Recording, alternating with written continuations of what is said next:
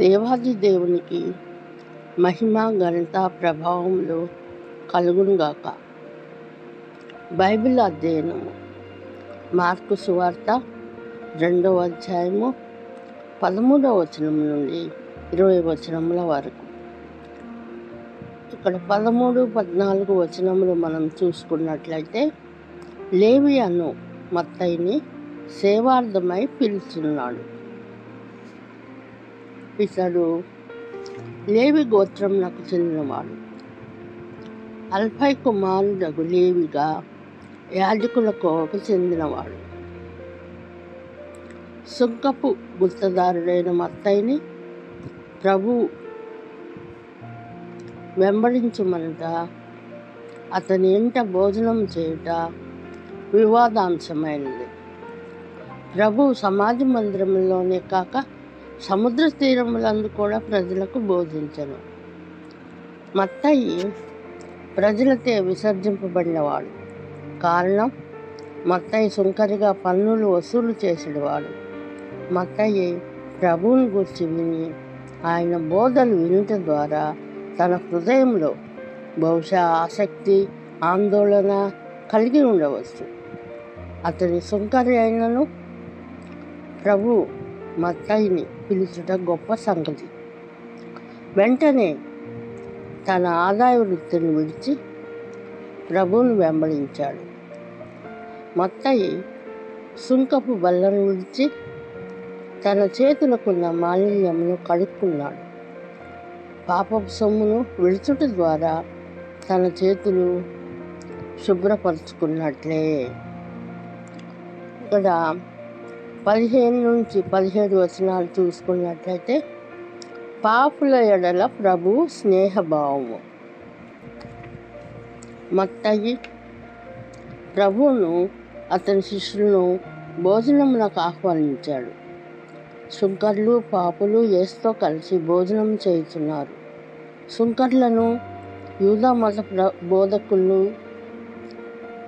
పాపులుగా అంటరాని వారుగా పరిగణించారు.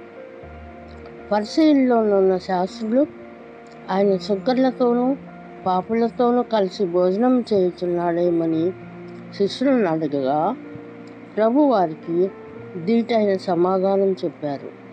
రోగులకే కానీ ఆరోగ్యం కలవారికి వైద్యుడు అక్కర్లేదు. నేను పాపులనే పిలవచ్చును కానీ నీతిమంతులను పిలువ రాలేదని వారితో చెప్పాను. వైద్యుడు రోగుల కొరకే కదా, ఆరోగ్యవంతునికి వైద్యుడు అక్కర్లేదు. అదేవిధముగా నీతిమంతులను పిలుచుటకు రాలేదు, పాపుల కొరకే వచ్చితిని. ప్రభు నీతిమంతులను తృణీకరించినట్లు కాదు. పాపము ఎరిగిన వారికి ప్రభు యొక్క అవసరత ఉంటుంది. పాపులను నీతిమంతులుగా మార్చుటకు ప్రభు వచ్చారు. దేవుని దృష్టిలో పరిసయ్యులు పాపులై అన్న సంగతి వారికి తెలుసుకొని లేకపోయారు.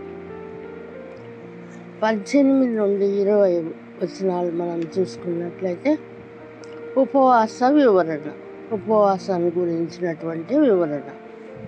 ఇది 3వ వివాదం అని చెప్పవచ్చు. యోహాను శిష్యులతో సమస్య ప్రారంభమైంది. భక్తిగల యూదులు వారంలో 2 మార్లు ఉపవాసం చేయుదురు, సోమ గురువారాలు. లూకాసు వార్త 18:12 ప్రకారము వారమునకు 2 మార్లు ఉపవాసం చేయు పరిసయ్యుని చూడగలము. ప్రభు శిష్యులు ఏ ఉపవాసము పాటించుకున్నటను చూచి పరిసయ్యులు ఈ విధంగా ప్రశ్నించారు. పరిసయ్యుల ఉపవాసము వేషధారణతో కూడినది. తాము భక్తి పరులమను గుర్తింపు కొరకు తాపత్రయపడేవారు. యేసు వారికి ఎప్పుడు ఉపవాసం చేయాలో ఎప్పుడు చేయకూడదో సెలవిస్తున్నాడు. పెళ్లి కుమారుడు తమతో కూడా ఉన్న కాలము ఉపవాసము చేయతగదు, కానీ పెళ్లి కుమారుడు కొనిపోబడి దినములు వచ్చును. ఆ దినముల్లో వారు ఉపవాసం చేతురు. పెళ్లి కుమారుడు ఉండగా ఎవరు ఉపవాసము చేయరు. శిష్యులతోనున్న ప్రభు యేసయ్య సన్నిధి సంతోషకరమైన పెండ్లి విందు వంటిది. పెండ్లి కుమారుడు కొనిపోబడు దినములు అనగా పరలోకమునకు కొనిపోబడుటను గూర్చి ప్రభువు సెలవిస్తున్నాడు. ఆమేన్. చిన్న ప్రార్థన చేసుకుందాం.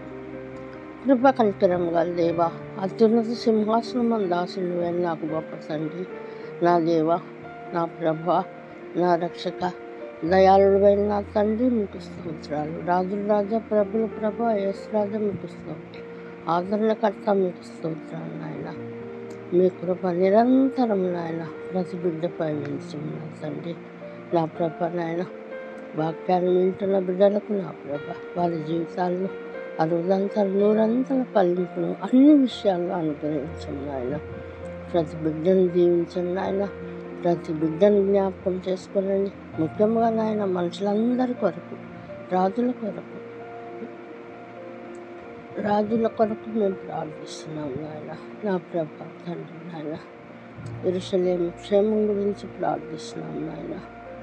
ప్రతి ఒక్కరిని జ్ఞాపకం చేసుకున్నామని మీ కృపలో, మీ కాపుదల, మీ భద్రతలో మమ్మల్ని కాచి భద్రపరచమని యేసు నామములో ప్రార్థిస్తున్నాను పరమ తండ్రి. ఆమేన్, ఆమేన్, ఆమేన్.